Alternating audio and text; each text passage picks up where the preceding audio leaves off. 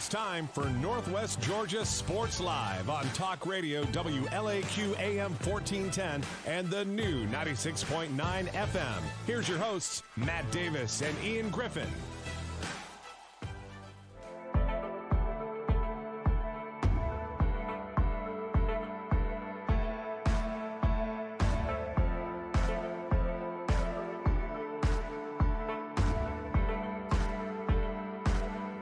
Oh, there you are. I'm here. I haven't gone anywhere. I'm not sure exactly what happened there, but I had something wrong. But I think we're good to go now because I see you. Yep. Well, good. Good. I'm glad There's you see me. There's the both of us. All right. We're ready to go. We had a couple of little technical things that happened that were a little odd just before we went on. But that's one of those things that you kind of expect when you're dealing with electronics and, more importantly, human beings. Right.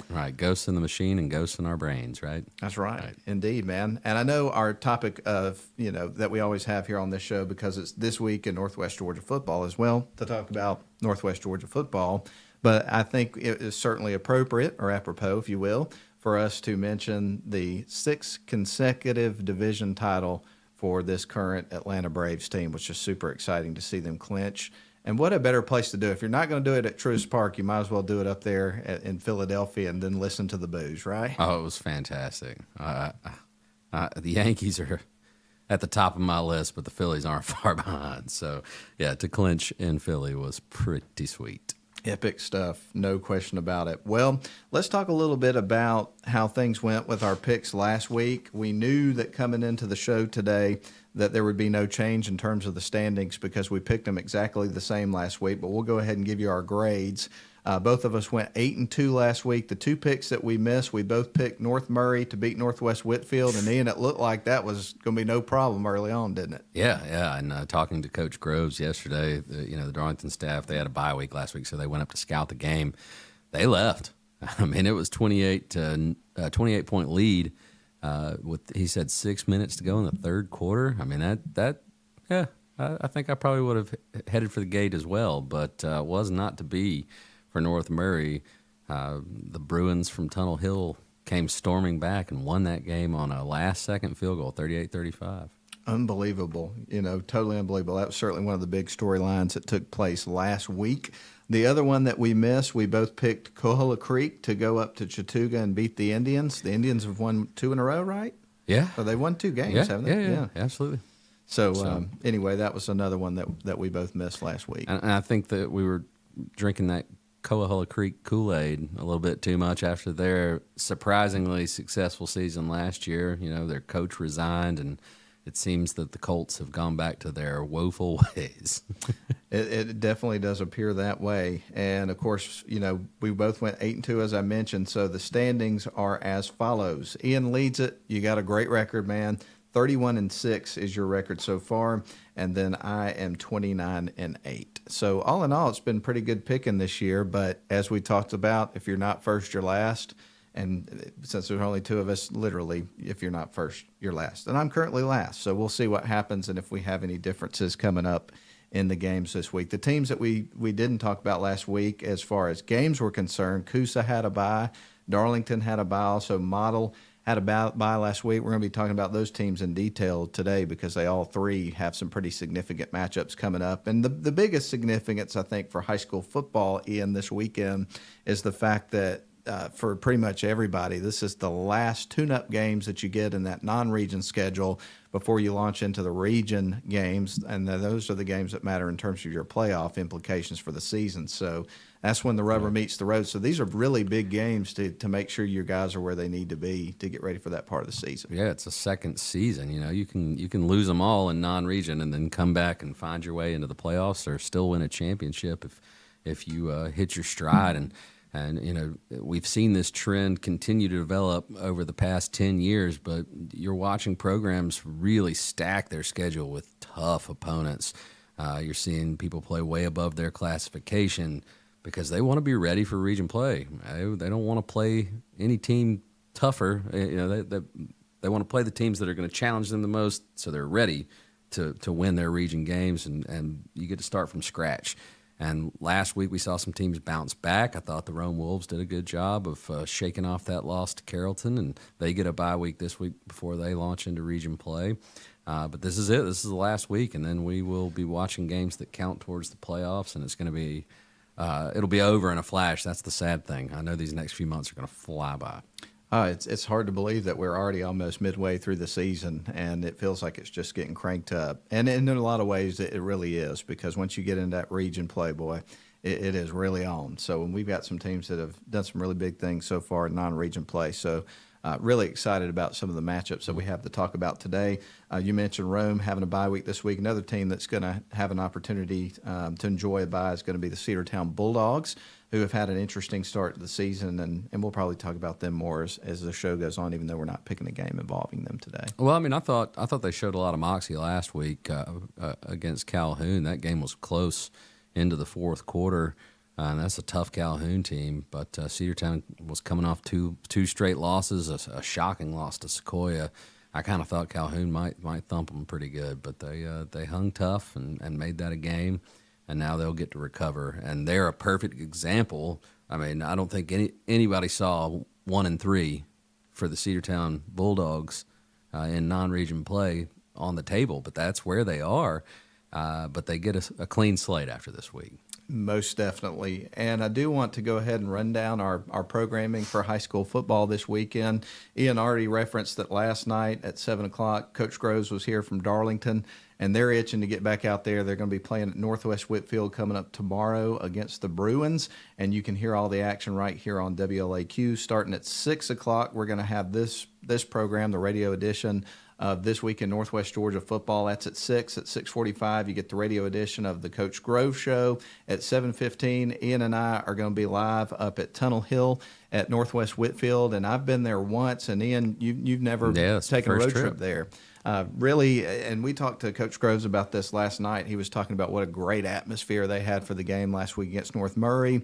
And, you know, let's just call it what it is. Everybody has always got Darlington circled on their schedule. And face it, they hadn't had a losing season in eons. They're in the playoffs every year. There's one of those teams that is some bragging rights. I don't care what classification that you're in. You want to beat Darlington, so there's no doubt that they will get Northwest Whitfield's best effort, don't you think? Oh, without a doubt. They've circled this one on their schedule. They had a good game last season against each other. It was a highly competitive game. I expect this one to be the same.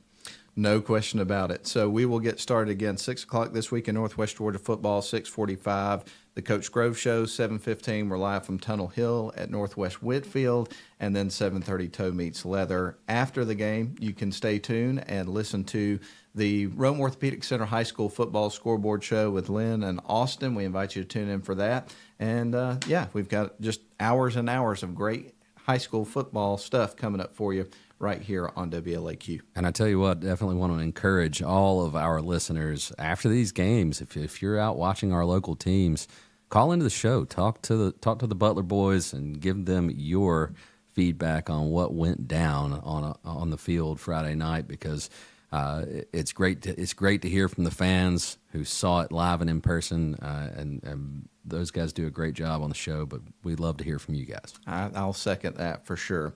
Well, man, we're going to go ahead and take a break, and then we're going to do what we do about this time. We're going to pick some games for Week 5 of the high school football season. Let's hear a word from our longtime sponsor. That's Riverside Auto Group. When we come back, you'll hear the horn. That's going to be with us today, and we'll get picking some games. Glad to have you with us. Shop for your next car, truck, or SUV at Riverside Auto Group. Check out riversideautogroup.com today to browse their selection, or visit with them in person at Riverside Chevrolet Buick GMC in Rome, Riverside Toyota in Rome, and the all-new Riverside Buick GMC Cadillac in Cartersville. Locally owned and operated by the Welburn family since 1974. That's Riverside Auto Group. Visit riversideautogroup.com.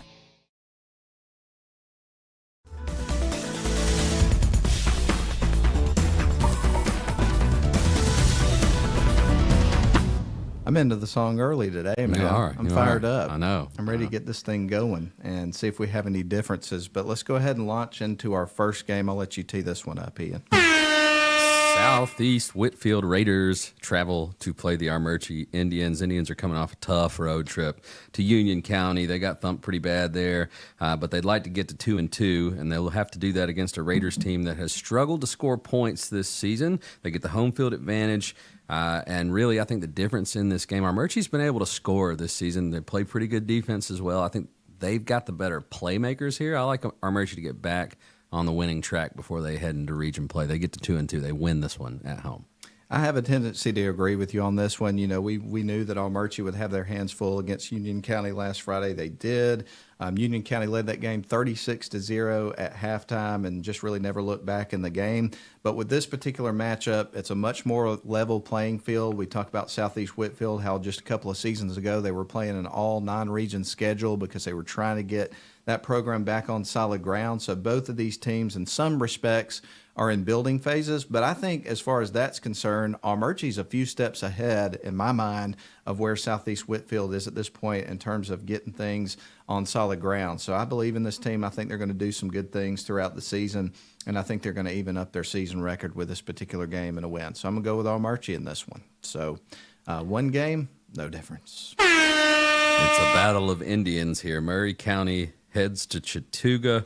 I think there's a clear-cut superior tribe, though, in this one. Chattooga has gotten on the winning track here. They beat Coahulla Creek last week. Murray County is 0-3, and they've got some losses to some teams that most people can put a check mark by as an easy win. I know no coach likes to hear that kind of talk, but I like Roon Gable and the Chattooga Indians to win this one at home. Yeah, you know, when you look at Murray County last season, they didn't win a game until the last game of the season, going 1-9. And when you look ahead at their schedule, it doesn't look too good. No. I kind of see a similar fate happening here because once you get past Chattooga in this game, you're going to have Model, North Murray, Rockmart, Fannin County, Haralson County, and then you get Gordon Central there at the end of the year. And so this is a tough situation here for Coach Napier. Obviously has a famous name. His dad was the coach over at Murray County years ago. He's the coach. His brother's is his brother that's at Florida, right? Yeah, so these guys know football. There's no question about it, but it's been tough sledding over at Murray County. It felt like for a while they were starting to get things on track there, but the last couple of seasons they've kind of slipped back to where they've been for a number of years. So I'm with you on this one, man. I think Chattooga, they were able to grind out the win over Coahulla Creek last week, and now hopes to use that success to get some momentum going as the season gets ready for that region portion. Zayden Cook had over 100 yards on offense, as well as a bunch of tackles, a few sacks on defense. Chattooga is going to be in Lindale next week. Probably will have their hands full, I think, with the Dragons to open up region play. But they need to get the win here to kind of keep things moving in the right direction. So absolutely. We agree on this one, man. We both take the Chattooga Indians. Battle of the Indians here. We'll move on to the next one. Bowden at Dade County. How do you feel about this one, Matt? You know, man, Bowden is one of those teams that last year they won a state championship. They've got some playmakers. They're off to a 2-2 start, which definitely raises an eyebrow a little bit there. They're going to Dade County. Dade County is one of those teams that feels like a broken record. We say this every year. Nobody seems to know that much about Dade County going into the game, but the Red Devils won their third state title last season. They've won them in 22, 1992, and 1971. They beat Tatnall Square 40-13 last week. They ran the ball extremely well. They had 313 yards on 33 carries in the game. They had, Beasley ran for 118 yards. McGrin passed for 152 yards. All this is from the Georgia High School Football Daily. They put up some good numbers. I don't know much about their roster overall, but I think they're going to have enough firepower to win this game. Now, I will say this. Jeff Poston has been the head coach at Dade since 2020. And, Ian, they won 2 games in his first season there. Then they've had consecutive winning seasons the last couple of years and playoff trips the last 2 years. So he's got this program headed in the right direction. I believe in what he brings to the table, and they'll put a good competitive product on the field. But when you look at this particular situation, they're playing a team that played and won a championship last year. I have a tendency to think they're going to have their hands quite full. How do you see it? Yeah, we got to go up and see Dade County play last year, and that was, from what I remember, that roster was pretty senior laden. So they've lost a lot of the contributors from last year's playoff team and the year before. So I think they were hit pretty hard by graduation. They've got some athletes. great environment for a football game up there in Dade County. Finally got to go and see what it was all about last year.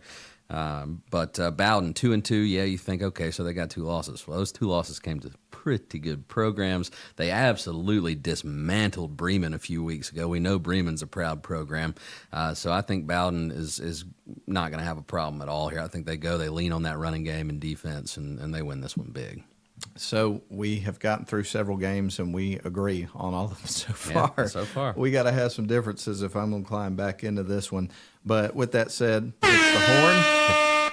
Coosa traveling to Towns County. A lot of Indians in our picks this week. This is the 4th team with that mascot. The Eagles, though, are looking to ride high into region play. They've won a few games in a row here. They've got Towns County, and Towns County is a whipping boy as far as their opponents are concerned on their schedule. This might be the most winnable game. I think Coosa has 0 problems. They score a bunch of points. They don't give up many, if any, at all. Coosa.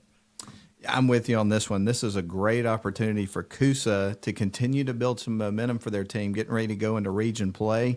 And a big matchup coming against Murchie to start region play next Friday. Got to stay focused in this game, but I think they've got a great opportunity to win the game. The Indians have scored 9 points in 3 games, so they just can't get that offense going, can't get in the red zone. Coosa and Towns were both idle last week. The Indians have given up an average of 37 points a game, so I don't think the Eagles are going to have problems getting their playmakers out into space and getting some yards and some points. So I look for the Eagles to start the season 3-1, which has a nice ring to it, doesn't it?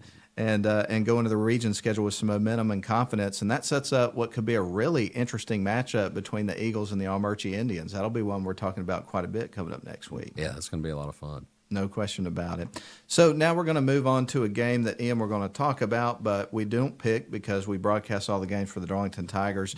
But we got some pretty good insight into this game last night, didn't we? Yeah, we really did. Darlington travels up to Northwest Whitfield to play the Bruins in Tunnel Hill, and we will be there to broadcast the game. So excited about that. But this is a Northwest Whitfield team that is extremely talented, and last week showed a ton of resilience coming back from a 28-point deficit halfway through the third quarter to win the game 38-35. So you've got to think they're riding high, and they're not going to quit. They're going to give you 4 quarters of intense effort. You expect the same thing from Wayne Grove's Darlington Tigers. They're not going to quit on you either. They are coming off a 35-0 victory over Christian Heritage. They had a bye week to get rested. They're going to get some guys back, and they're going to go in with a good game plan. Obviously, anytime you're playing up as far as a classification, and the Northwest Whitfield's a 4A school, Darlington's a single A school, you're going to have a depth advantage for that larger school. So Darlington's going to have to do a good job as far as the way they cycle in their players. But I think that the Tigers are going to be ready to play. Talking with Coach Groves, they've had good practices. They've got good buy-in. They're getting better and better every week. They're going to try to get their playmakers the ball in space and play really, really sound defense. So I think the Tigers are going to have a chance to compete in this one. It should be a good ball game. I agree with you on that. I think that one of the things that the Tigers have to do, and this is something they've been known for doing over the years, is whenever they've got opportunities, they've got to find a way to cash in and take advantage of it. So you can't leave any points on the field when you're playing up against a team against like Northwest Whitfield. It's one of those situations, whatever lead you can build, it's probably going to not seem like it's enough based on what you saw last week against North Murray. So any chance you've got to take advantage, cash in, get points. And then one of the things that is massive, and this is the case in every game, I know it's kind of cliche to say, but you got to protect that football. If Darlington gets out and they can't protect the ball and cough it up and turn the ball over, that's going to make for a pretty tough night against a team like this. So ball security is at a premium. But one of the things that makes this matchup so interesting for the Tigers is look at their ability to generate explosive plays. You've got Talon Shirey, who does a great job returning the ball. He's a good wide receiver. He's got sure hands. He can really move. Demarion Floyd, we've talked about him for a few years now. Miles Twyman has come on and has been a key cog in that offense. Sammy Konchesky can throw. He can run the ball. You got Sam Wooten, who's making plays on both sides of the ball. And I always hesitate to start listing guys, man, because I know I'm going to leave some out. And then you've got, some guys that have had to step into some difficult roles and wear different jersey numbers. I know last week we saw Henry Ledbetter, instead of wearing his number 18, wearing, I think it was 67, having to shift over to a line spot. And they've had a lot of that going on this year.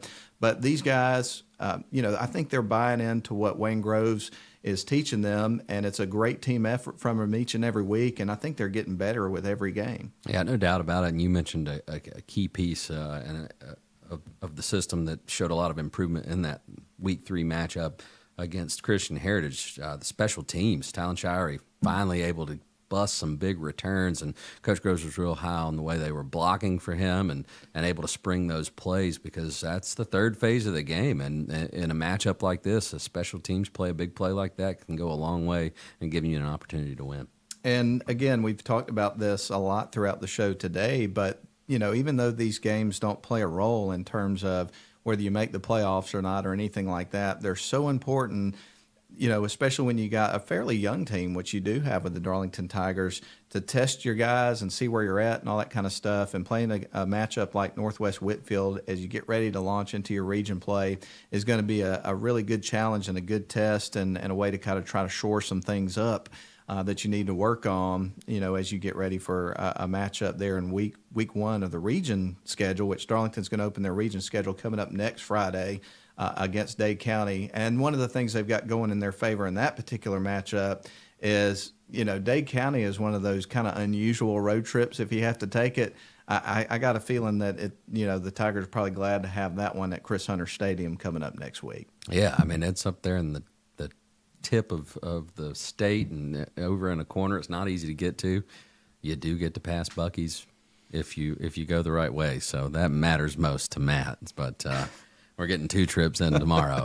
I've already got it on the itinerary. So, but yeah, having Dade County at home is huge. I resemble that remark. I'm definitely a guy that, in a lot of respects, is a pretty predictable man.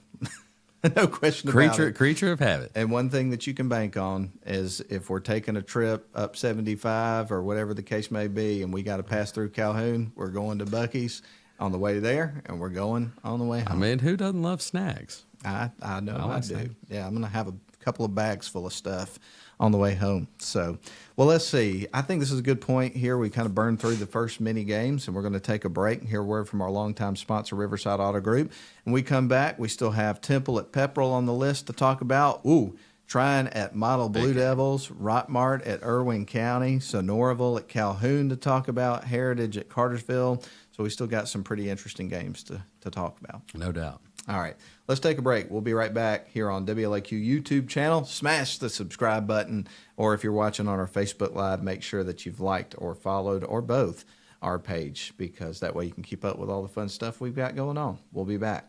Shop for your next car, truck, or SUV at Riverside Auto Group. Check out riversideautogroup.com today to browse their selection, or visit with them in person at Riverside Chevrolet Buick GMC in Rome, Riverside Toyota in Rome, and the all-new Riverside Buick GMC Cadillac in Cartersville. Locally owned and operated by the Welburn family since 1974. That's Riverside Auto Group. Visit riversideautogroup.com.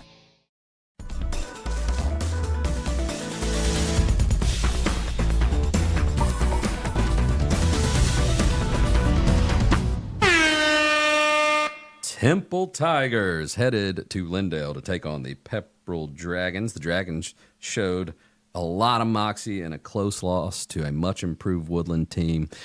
Listening to Clay call into the show last week, I didn't get a chance to listen to any of the game, but the way he talked about the Dragons, they really showed improvement in a lot of areas, all phases of the game, much more focused, kind of trying to find their identity. And they've got a lot of young players at the skill positions, so that's understandable. They get a Temple team that is coming in here 3-1 with some good wins. They're coming off a shutout loss to Lumpkin County, but Lumpkin County is a pretty darn good football team.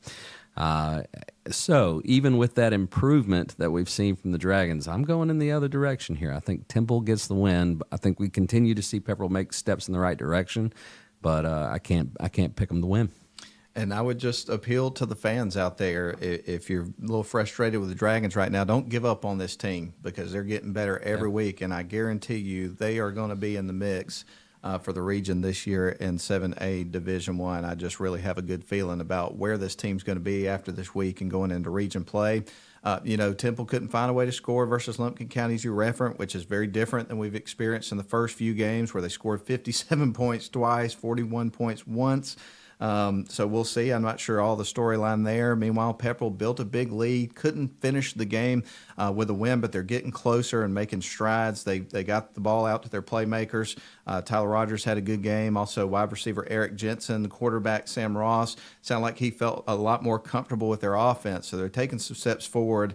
And sure, they'd like to have a win, out of that game. But again, there's a lot of small wins that took place in that game that show you this team's getting better and are positioning themselves really well, for getting ready for region play. And they're going to open up region next week against the Chattooga Indians. But I'm with you on this one. I think the Temple Tigers at this point in time are a few steps ahead in terms of their offense and ability to score, even though they got shut out last week. And I think Temple will win the game. But I do think it'll be interesting. Look, This game last year, Temple won at 35-28. So it was a close game. Now, Pepperell's obviously missing a piece or two. Everybody will talk about DJ Rogers and all that kind of stuff. So they're missing some pieces here, but they're getting better, and I think they're going to make this a lot more competitive than people probably realize. Yeah, I think it's a close game. It was just hard to pull the trigger. I think I had to go with the Tigers. I'm with you, man. I went in the same direction. So now we're going to move on to what really could be the game of the week. No doubt about it. Tryon travels to Model for a all-blue showdown. And, Matt, I'm going to let you take the wheel on this one and tell me your thoughts on this game. Well, and you may notice that we have different colors here in terms of our lighting in the studio here, and today we chose blue, and a lot of it had to do because of this game. Both of the teams with the color blue, and it's going to be a really exciting matchup, one we're going to be looking forward to hearing about from Jeff Gable when we get into some of the stuff we do next week. But Tryon at Model, both teams undefeated so far. Tryon's 3-0, Model's 2-0. Series history-wise, Tryon leads this 26-18-1. Model won it last year, 31-27. You've got Tryon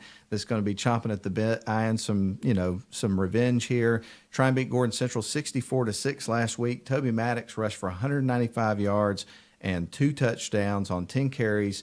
He also caught a pass. Is that correct? Well, the Bulldogs mostly kept the ball moving in their ground game, but they do have the ability with their quarterback, Cade Smith, to do some things through the air. He can run the ball as well. So they are pretty dangerous on the offensive side of the ball. They're going to be a big task for the Model Blue Devils to keep out of the end zone. So I do think that Model's going to have to find a way in this game to generate some offense, which I believe they can do. Model won this game last year, but they've added a couple of coaches this year, Brent Bell and Tommy Atha. And Ian, I think that those guys know a thing or two about how to game plan for Tryon. So I think that adds a little bit to this too, don't you think? Yeah, it absolutely does. So who are you taking? I gotta know.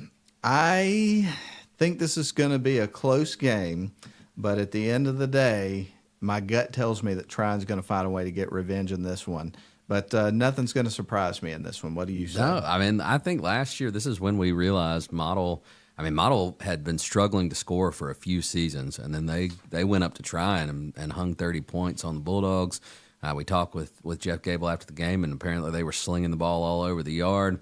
And I think this Model team has a lot more confidence at this stage in the season than they did even last year when they pulled off the upset. I don't think Model's the underdog here. They're the home team.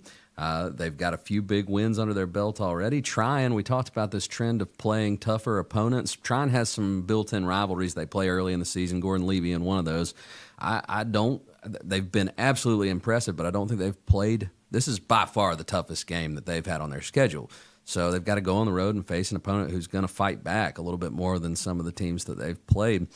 So how do they respond to being punched in the mouth? Well, the same factor that you're putting in to your pick here is why I'm going to go with the Tryon Bulldogs. They got upset last year. That has festered, and I believe that the revenge is a heck of a motivator. I think this is a very hard-fought, close game, but I like Tryon to win it. Oh, there's absolutely no doubt that the Tryon Bulldogs have had this one circled for a long time. There's no question about it. But both teams are going to be ready, and it's going to be a really interesting game to follow. And I know they'll have coverage. Jeff Gable and Dan Bevels will have the call on the Model Athletics website. If you can't make it out to the game, make sure to go to the website and you can listen to the game on Mixler. So that's one way to follow that one. All right, let's see. This next one, it was a pretty interesting game last year. Could be this year. We'll see. I'm really interested to get your take on this one, Ian. Rockmart travels to Irwin County. Yet another Indian mascot here with the Irwin County Indians. Has any team in our region played a tougher schedule than Rockmart? I mean, brutal. No. Absolutely brutal. Even their preseason game, they had to go to Barron Stadium and play the Rome Wolves. So it has been a brutal schedule. They had another close call last week, but now they have to go for one last non-region clash, and they get Irwin County, a perennial power. They lost to Dalton last week, 21-14, the Yellow Jackets, and they've been in every game of the regular season against great competition. If this one was at the Rock, I might go with the Yellow Jackets, but that's a heck of a road trip down to Irwin County, and I think, once again, the Jackets will put up a heck of a fight, but come up just short. Well, I was looking at the information on the Georgia High School Football Daily about the Rockmart loss to Dalton last week. Dalton won on a touchdown pass and an interception. Game went overtime. One of the key stats in that game that really caught my attention was Rockmart turned the ball over 4 times in the game, and they only lost 21-14. I mean, it's awful when you turn the ball over that much, but if you're playing a team as good as Dalton is on offense and defense, and you turn the ball over 4 times and you lose the game in overtime, there's a tremendous amount of potential if you can clean up some of those mistakes. And as you said, Rockmart has played a tough schedule, so I would say that, you know, the teams that they played on the schedule definitely could rival this Irwin County team in terms of talent and ability and all that kind of stuff. So I think this is going to be a pretty close game. The Indians beat Turner County 48-36. One of the things, key stats-wise, that I got from Georgia High School Football Daily on that one is they had 3 guys that ran for more than 100 yards, and then they had another guy that got close to 100. So they can run the ball extremely well. So we'll see what happens. The recipe here is pretty simple, don't you think, Ian? Yeah. You got to find a way to stop the run. Indeed. And do you think, you know? I mean, Irwin County's identity, there's no secret. They like to pound the rock, and that's what they're going to do.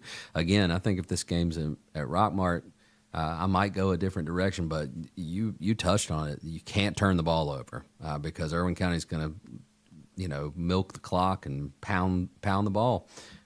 So if Rockmart plays a flawless game, they're going to have a chance to win.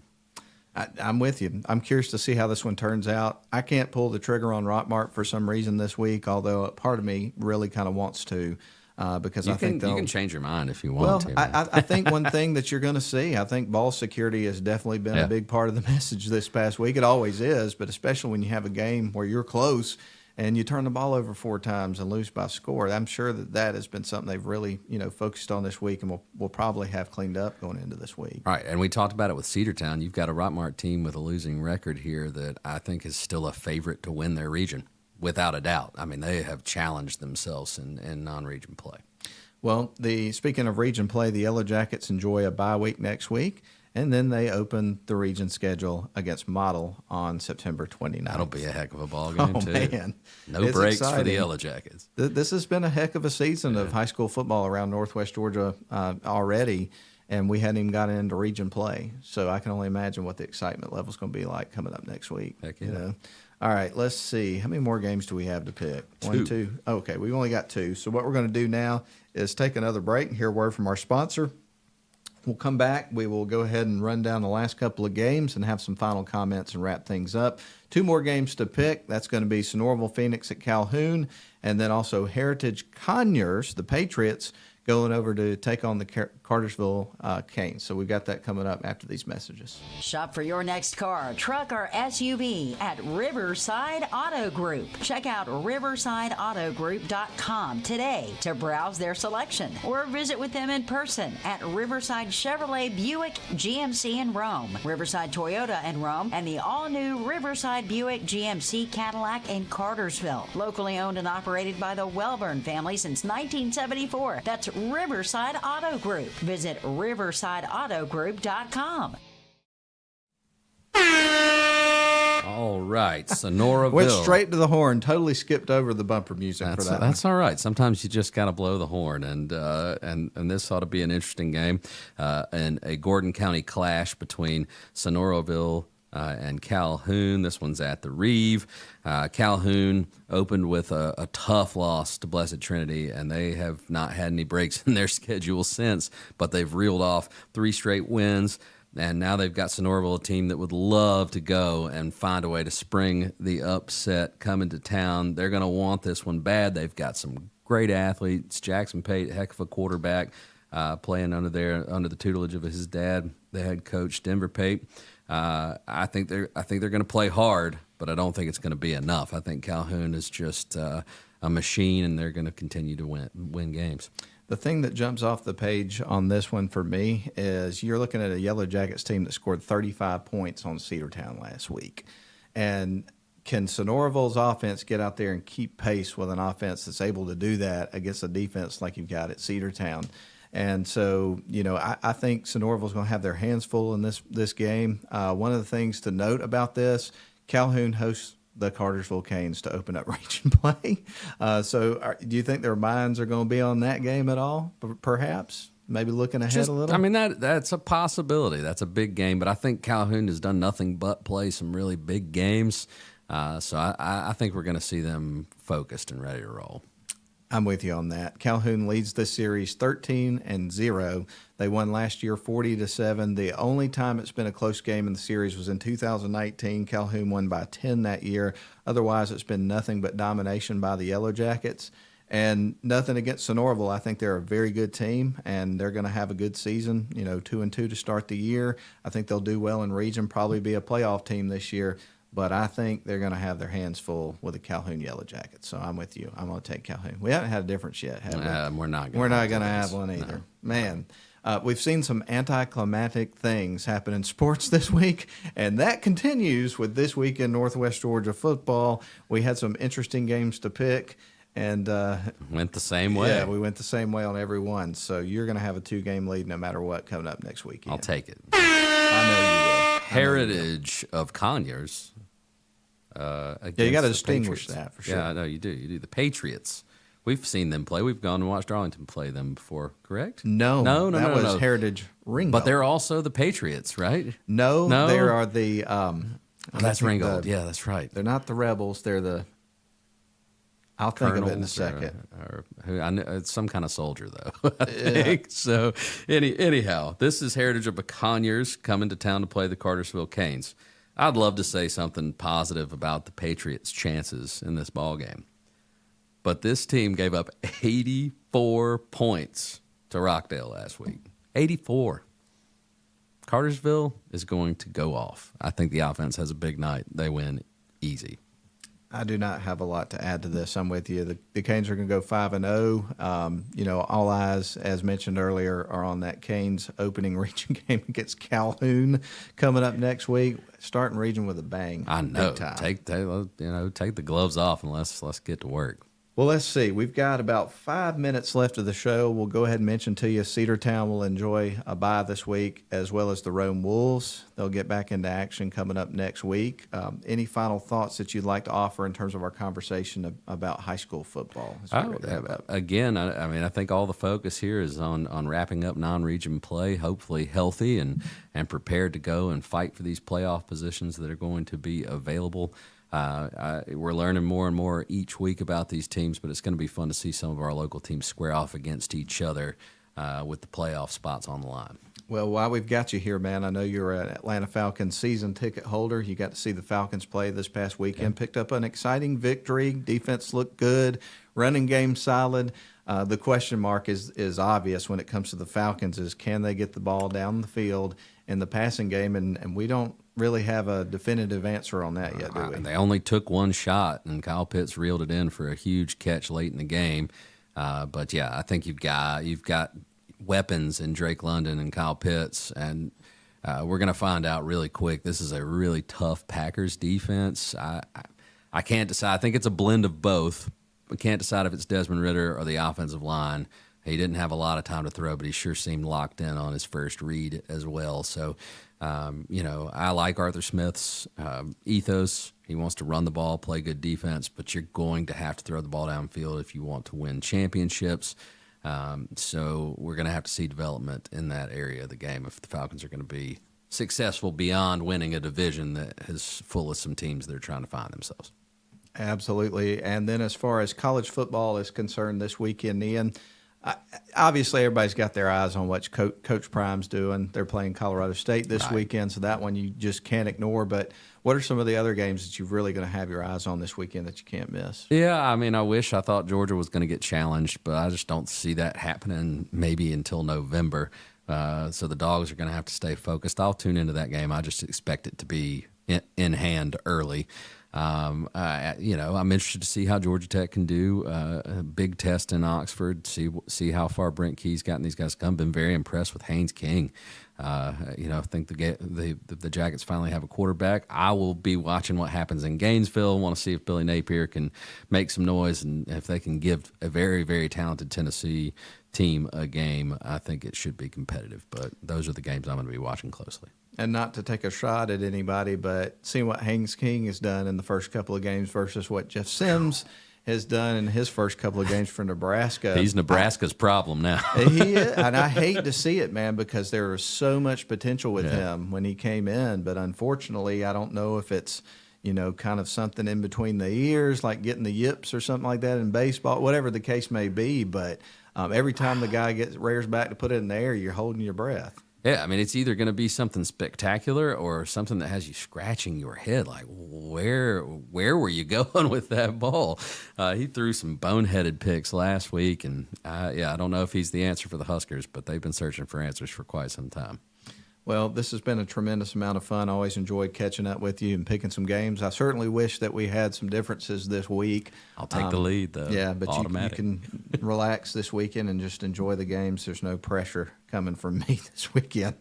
All right, well, that's going to put a wrap on the show. Do want to remind everybody about our Friday night coverage, 6 o'clock. It's the radio edition of this program, 6:45, the radio edition of the Coach Grove Show. At 7:15, we're going to be live from Tunnel Hill as the Darlington Tigers get ready to take on the Bruins.